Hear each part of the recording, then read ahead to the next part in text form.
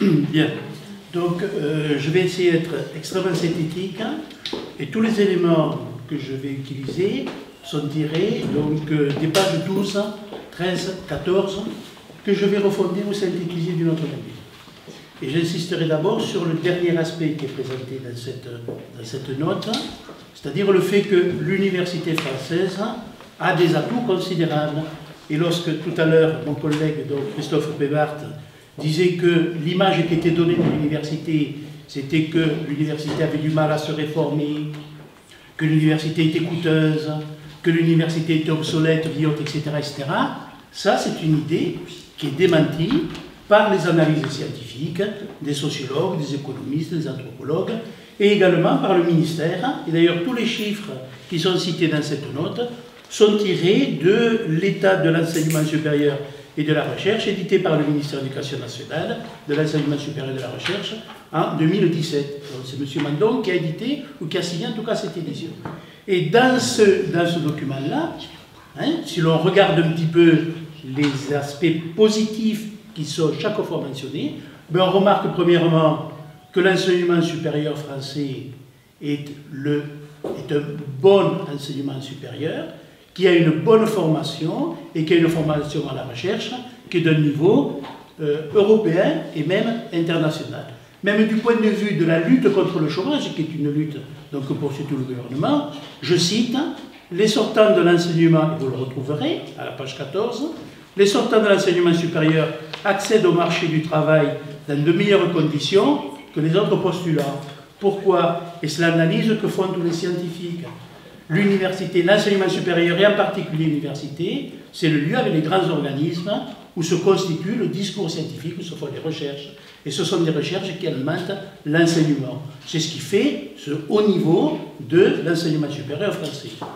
Il faut savoir également que donc, parmi les formations diplômantes, la France se situe au niveau européen à un très bon niveau, toujours tiré de l'État. On observe que 45% des jeunes âgés de 27 à 34 ans sont diplômés d'enseignement supérieur, contre seulement 41% en moyenne dans les pays de l'OCDE. C'est-à-dire que l'université française, l'enseignement supérieur, forme mieux, à de meilleurs résultats que ses voisins. Et souvent d'ailleurs avec des moyens qui sont inférieurs. Si on regarde le plan des publications, toujours à la page 14, on s'aperçoit que la France se situe au 7e rang, et en particulier avec les collaborations, 7e rang mondial, il y avait les collaborations internationales, mais la France, certainement, un des meilleurs pays, se situe au premier niveau, parce qu'elle intègre énormément de collègues étrangers.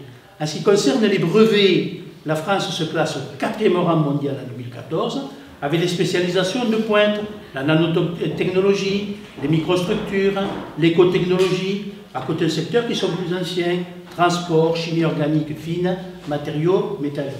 Ce qui veut dire qu'il y a des atouts qui sont considérables. Or, qu'est-ce qu'on observe?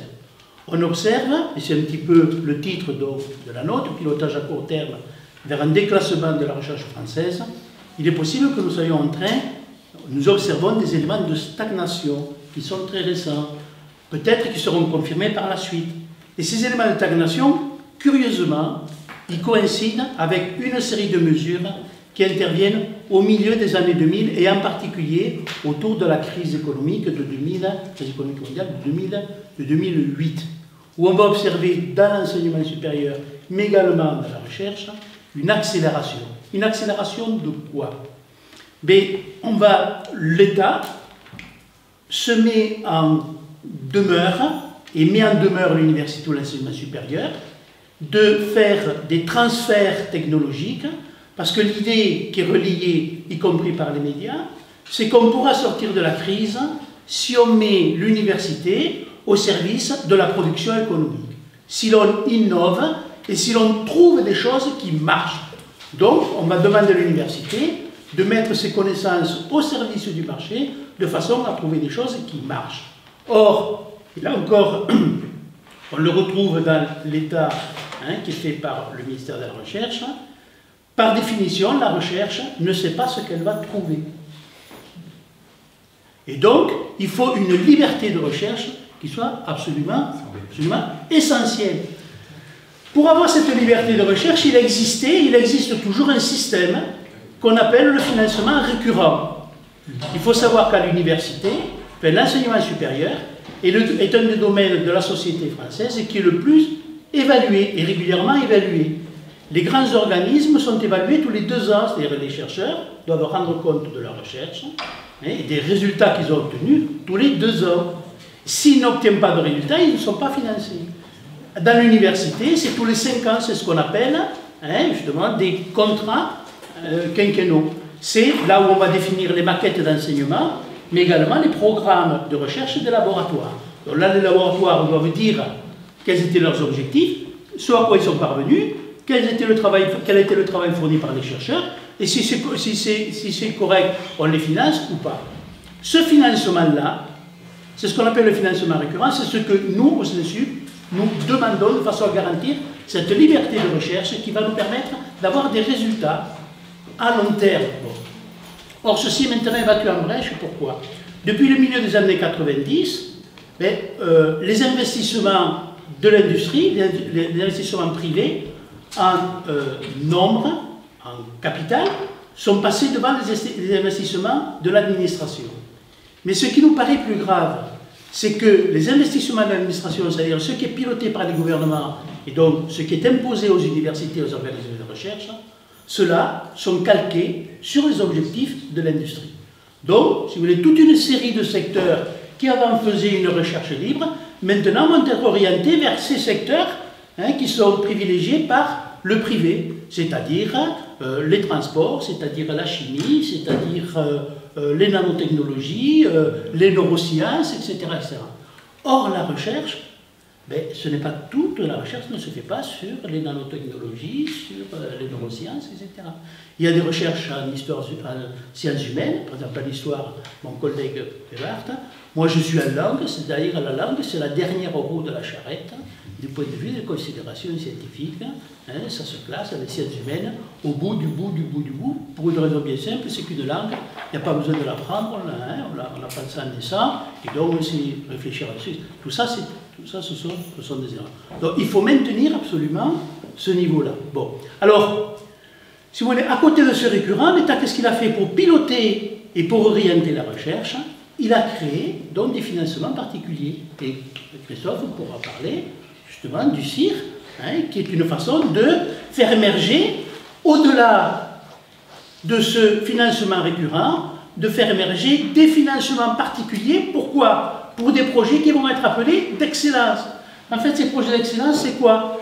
C'est les projets qui vont être intitulés nanotechnologie, neurosciences, comment apprendre en se mettant une pilule dans le cerveau, ou c'est ça. C'est-à-dire, c'est du bluff, c'est du vent. Les scientifiques, ceux qui font de la pédagogie, etc., se rendent compte que c'est faux. C'est faux. Et on demande aux médias de nous relayer, de faire comprendre ça dans la société. C'est faux. Chez moi on dit, on nous enfarine. On nous enfarine. Donc, il faut revenir sur des bases, y compris publiées par le ministère, et rétablir ces financements-là. Alors, il y a un organisme qui a été créé à un moment donné, c'est l'Agence nationale de la recherche, qui est là pour organiser un petit peu ces projets qui vont être sélectionnés et qui recevront un financement considérable. Mais le problème, c'est que ces projets-là, ils vont assécher les autres secteurs. Bon. Par exemple, quelqu'un qui, en langue ou en sciences humaines, va travailler sur la littérature du XVIIIe siècle et montrer comment les gens qui se promènent le long d'une plage, etc., comment ces gens-là, en changeant l'esthétique du sublime, du paysage, etc., vont contribuer à l'émergence de nouvelles mentalités, ce qui va aboutir, 2 siècles plus tard, ou un siècle et demi plus tard, au tourisme de masse. Ça, ce sont des choses que les littéraires peuvent permettre d'analyser. Et à l'heure actuelle, quand on fait des investissements massifs sur le tourisme en bétonnant des pages, on peut dire attention, parce qu'avant le XVIIIe siècle, la mer, ça n'intéressait personne, et surtout pas la Méditerranée. Bon. Donc, la recherche, c'est quelque chose qui permet de savoir comment, de construire des savoirs, et donc, ensuite, y compris de faire des investissements. Donc, il nous semble, à l'heure actuelle, que les voies qui sont choisies par le gouvernement sont des voies qui sont pernicieuses. D'abord parce que les organismes ont un gaspillage considérable. Tout le monde s'accorde à dire, vous avez entendu le collègue sur Saclay, qu'on y perd un temps pas possible. Alors qu'il y a des choses qui fonctionnent très bien, on défait, etc. On aboutit à un imbroglio juridique considérable. On n'y comprend plus rien. Et on a le sentiment qu'on nous mène en bateau. On ne sait même pas parfois s'il y a un pilote dans l'avion. On se dit qu'il y va y avoir quand même quelques-uns qui vont tirer les marrons du feu, etc., etc. En tout cas, pas nous. Parce que nous, on reste sur le côté où on a le sentiment qu'on va être écrasé par ces machines-là. Parce que ce sont de véritables machines de guerre, semble-t-il. En tout cas, de guerre économique. Donc voilà en quoi il peut y avoir danger. Donc des mesures qui ont été prises au milieu des années 2000, on se rend compte maintenant qu'il y a des tassements. Et que finalement, la France qui est arrivée à obtenir des financements, y compris européens, etc., mais maintenant commence à perdre des ponts. Donc ce qui montrerait que, y compris sur des compétitions comme ça européennes, mais peut-être que les mesures qu'on est en train de prendre ne sont pas si bonnes que ça, et qu'on devrait nous laisser travailler dans nos laboratoires de façon à reconquérir les places que nous avons perdues. Excusez-moi d'avoir été un peu long. Alors, je vais compléter ce que vient de dire mon camarade. Donc, je suis Christophe Pévart. J'ai vite. Oui, mais j'ai eu en 2-3 minutes. Moi, je vais vous parler juste d'une petite chose qui est simplement la deuxième niche fiscale du budget depuis plusieurs années, qui est le crédit impôt recherche. Donc, qui a été, je ne vais pas vous refaire l'historique, mais c'est une mesure fiscale qui a été mise en place en 83, mais qui vraiment a changé de nature en 2008. Donc, ce dont on parle, c'est vraiment le dispositif depuis 2008. Ce dispositif représente à peu près 5,5 milliards d'euros donc de créances fiscales, c'est-à-dire, a priori, on va y revenir, le ministère se prive de 5,5 milliards d'euros de ressources fiscales. Alors, depuis quelques années, ce dispositif a été soumis à de très nombreuses critiques, y compris par la Cour des comptes, qui a mis en avant des fraudes fiscales. C'est pour ça que c'est intéressant et significatif, puisqu'on ne parle pas simplement d'idéologie, etc., même si derrière cette mesure, il y a de l'idéologie, il y a aussi des problèmes extrêmement graves de fraude fiscale qui ont été mis au jour, dont certains de vos collègues d'ailleurs ont fait des papiers, etc. Et pourtant ça continue et c'est maintenu, et je n'ai pas encore les chiffres pour le budget 2018, mais il est manifeste qu'on retrouvera le même chiffre à peu près de 5,5 milliards d'euros. C'est donc une somme considérable, à peu près 0,3% du PIB. Alors, c'est d'autant plus considérable que c'est l'essentiel de la dépense publique en matière de recherche, par rapport aux actions publiques sur le financement direct. Ça représente à peu près 18% des dépenses de recherche dans notre pays. C'est donc une somme considérable. Alors, quel est le résultat? On peut dire, après tout, il y a peut-être un résultat. Ce résultat, c'est, au-delà de l'optimisation, une véritable fraude qui est désormais organisée, puisque vous avez des sociétés de conseil qui vendent des fausses recherches à des entreprises en échange d'un pourcentage sur le CIR obtenu, donc sur le crédit impôt recherche obtenu. On peut dire, bon, alors ça c'est peut-être quelques, comment dirais-je, effets collatéraux négatifs, mais le meilleur exemple est quand même Sanofi, donc qui a touché chaque année 130 millions d'euros de crédit impôt recherche, qui s'est séparé pendant cette période de 4700 salariés, dont 2000 ingénieurs, chercheurs et techniciens de ces laboratoires. Donc non seulement ça n'a pas aidé Sanofi à faire de la recherche, mais au contraire, elle s'est délestée de ses personnels dédiés à la recherche, 2000 sur les 4700 suppressions, et dans la même période, entre 2008 et 2016, Sanofi a versé 30 milliards d'euros de dividendes à ses actionnaires. Donc ça veut dire que c'est une véritable redistribution vers les actionnaires et vers le capital qui est organisée. On pourrait multiplier les exemples. Donc ce dispositif est surtout utilisé par les plus grandes entreprises qui l'utilisent pour faire au mieux de l'optimisation fiscale, au pire organiser une véritable fraude fiscale. Je n'entre pas dans les détails de l'intégration fiscale qui permet à un grand groupe de se distinguer filiale par filiale pour pouvoir toucher le maximum de crédit impôt recherche. Donc tout est organisé.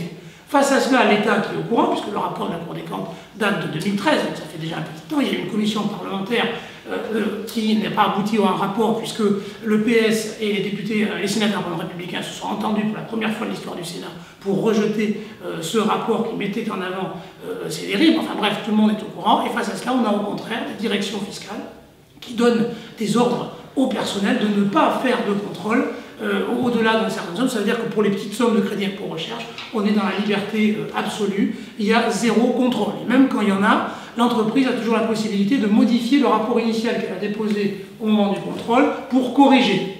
En dépit de ça, pour vous donner quand même une idée de ce qu'on trouve, sur les 4% des entreprises qui chaque année sont contrôlées, on récupère 200 millions d'euros. C'est donc une somme considérable et qui montre qu'il y aurait sans doute quelque chose à aller chercher. Alors, pour finir sur le dispositif, bien sûr, on peut y voir une gabegie. Mais je crois que par rapport à tout ce qui a été dit, ce dispositif, il illustre, je crois, une idéologie, une manière de concevoir l'action publique en matière de recherche et plus généralement l'action publique. Quelle est-elle? Cette conception, c'est de considérer que les acteurs privés sont les mieux à même de définir l'intérêt collectif ici en matière de recherche. Donc l'idée est simple, c'est que je confie aux acteurs privés qui sont plus près du terrain, etc. Et en échange, j'aurai une bonne politique de recherche adaptée aux besoins et adaptée aux intérêts. Le résultat, c'est que rien de tout cela ne se produit et que nous avons au mieux de l'optimisation fiscale, mais certainement pas plus de recherche, plus de docteurs embauchés à l'entreprise. Donc tous les effets attendus du dispositif ne sont pas là et ils ne sont pas mesurés. C'est même l'inverse.